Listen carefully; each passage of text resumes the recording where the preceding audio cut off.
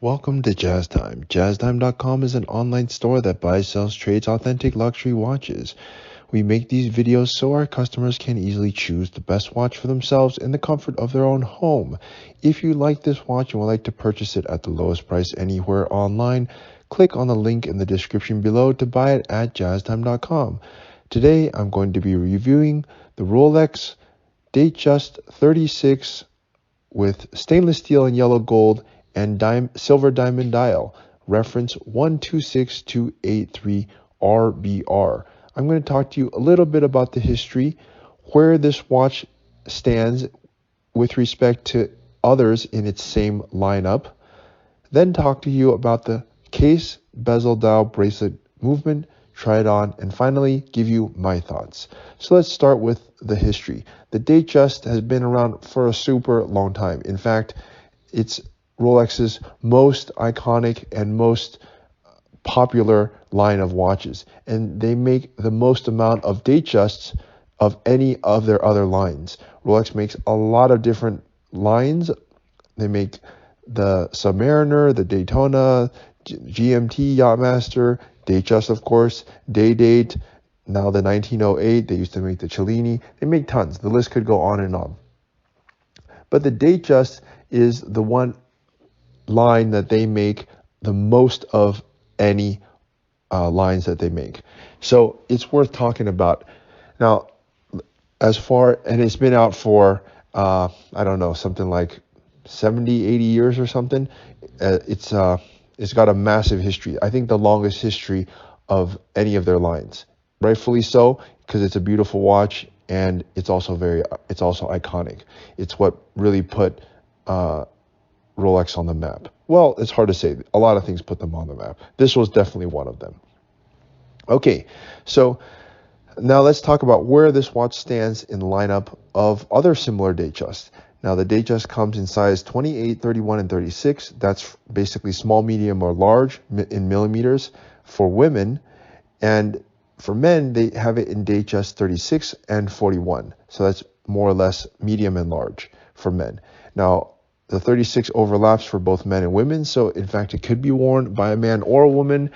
So it depends. If a woman likes to wear large watches, which many do, then the Datejust 36 would work out just fine. And similarly, for a man who does not like to have a big watch or does not have a big wrist, for some men don't have a massive wrist, so they can't wear that. So that's where it stands in the lineup. The Datejust they've made it pretty much in every combination of material: steel and gold, steel and yellow gold. They even had made all gold ones before. They don't make them anymore. Actually, they do make them. It's just for ladies ones, for 31 and smaller. But they used to actually make Datejust in gold as well. They stopped doing that. But they have all sorts of different colors, dials, bezels, bracelets, you name it. I want to say there's something like 1,000 variations if you count up all the different sizes. Okay, with that said, let's start talking about this particular watch. Let's start with the case. Now, the case is 36 millimeters, as I just told you earlier. It uses an oyster case, and it has these sort of sloped edges. They're not sharp edges like in their sports watches, and that gives it a very refined look. It makes it look very dressy. You can wear this watch. It definitely, if you're a woman with a beautiful dress, beautiful black dress, or maybe a silver dress. But the point is that the Datejust has a very streamlined case profile, which makes it look very elegant. Now, if I turn the watch on its side, you can see that it has a profile of about 12 millimeters. That's a normal profile, or profile is the height or the distance from your wrist to the top of the watch. And to give you some reference, I believe that Rolex sets the standard when it comes to the profile of a watch. You don't want the watch too skinny because it kind of looks awkward, be honest. The watch has got to have some height to it. And because I've seen watches that are just super thin, and it does look kind of funny. And you don't want the watch too thick, because then it becomes cumbersome, difficult to wear, and just and it also doesn't look good. It looks very top heavy when you do that. So Rolex has really done it just right when it comes to the size and the profile. Okay, it's a stainless steel case, even though this watch is considered steel and gold. I'll get to the gold parts when I get to them. But the case itself is steel. It's made of a monoblock, meaning it's a singular piece of steel that was carved out so that you have this. Okay, that's the case. Let's talk about the bezel. Now the bezel here, as you can see, it's in all diamonds. I think it's 52 diamonds or so. 1 point something carat, 3 or something, or somewhere around there.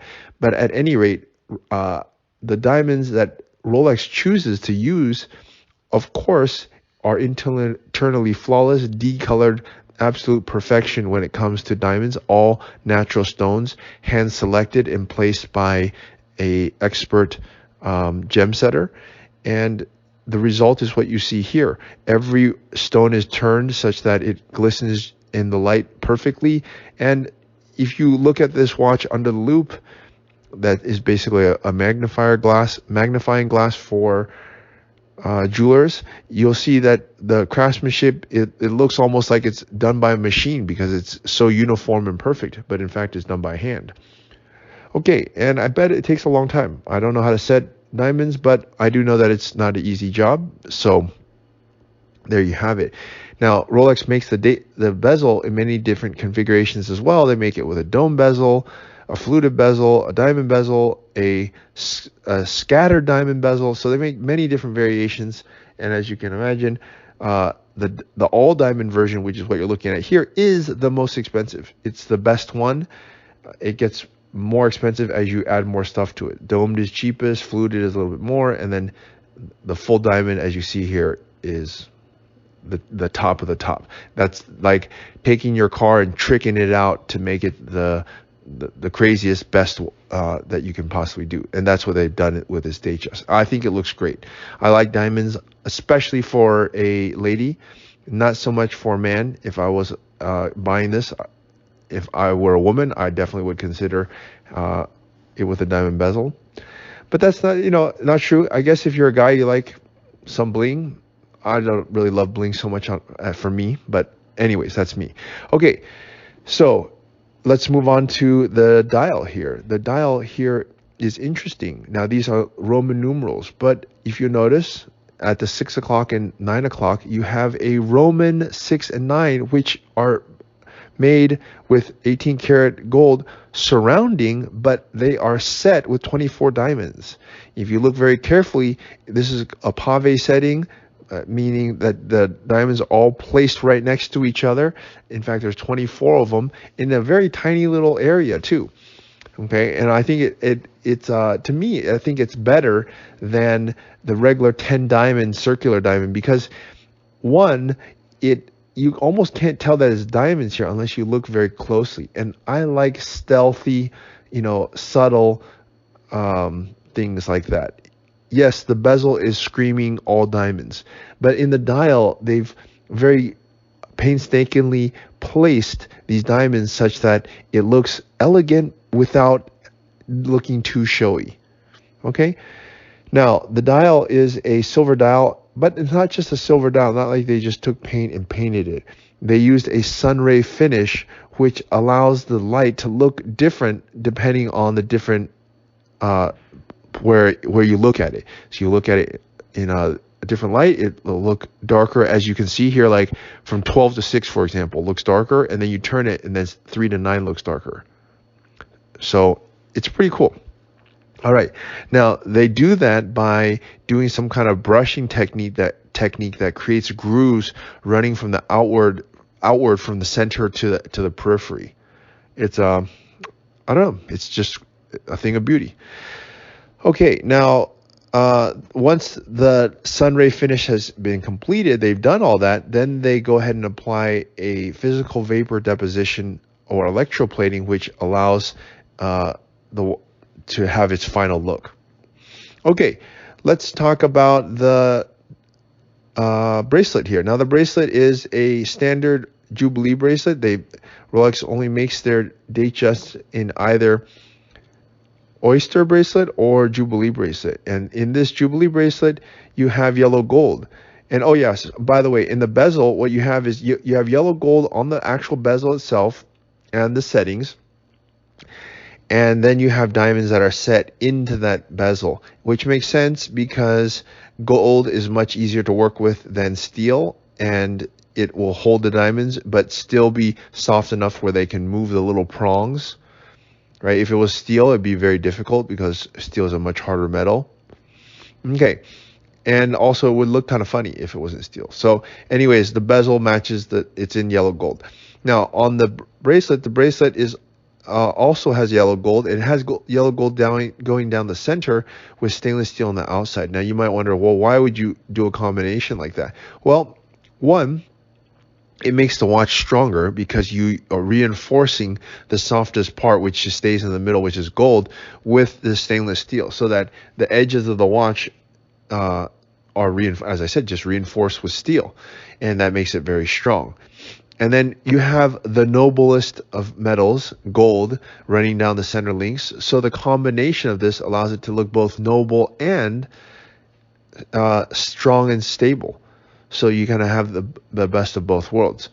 Okay, now for the buckle has an easy link 5mm comfort extension, which allows you to change the strap size or the bracelet size without using any tools, and it's actually an ingenious system that a lot of other manufacturers should do. So I'm going to show you how to do that. You simply pull it out here and then it pops right out. That gives you 5mm of extension. Now you might wonder, why would you need that?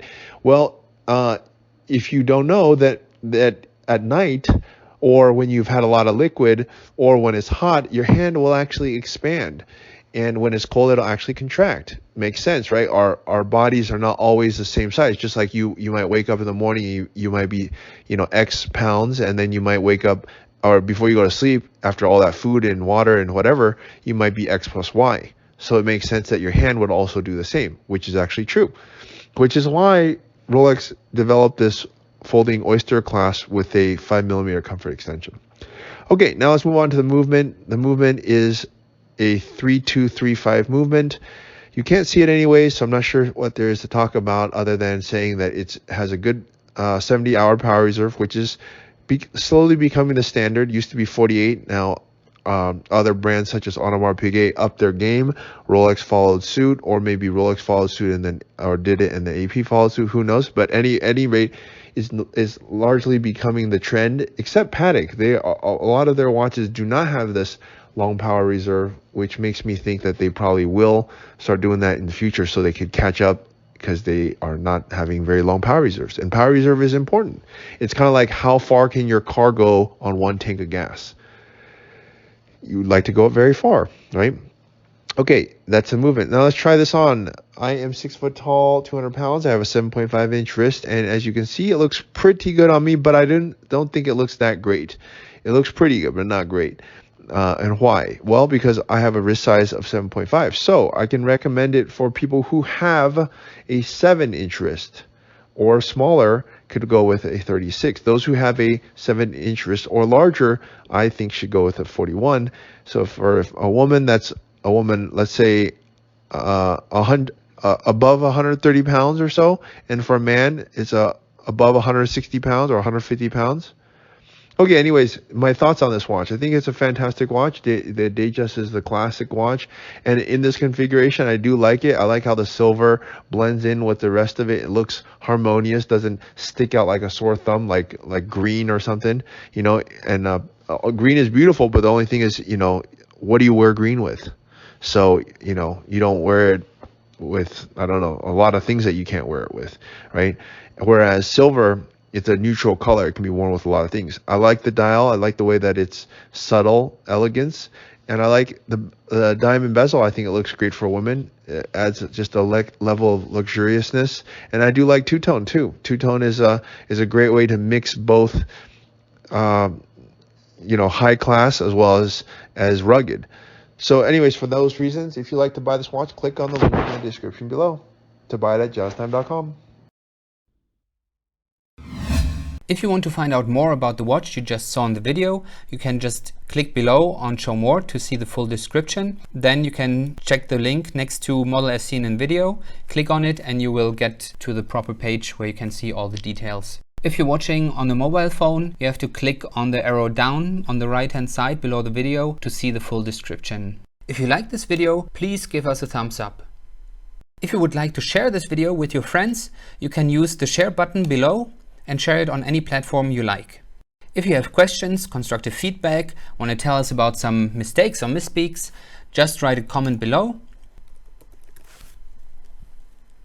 If you want to see more videos like this, you should subscribe to our channel and visit our channel page where you can find all the videos. And if you're interested in a specific watch brand, you can check out our playlists. If you want to check the price for a watch or want to buy one, remember at jazztime.com you always get a steep discount, so you should check the prices with us. If you want to know the price for a specific watch, just go to Google, type in JazzTime, plus the brand, model and the details you're interested in, and Google will find the right page for you. Thank you for watching.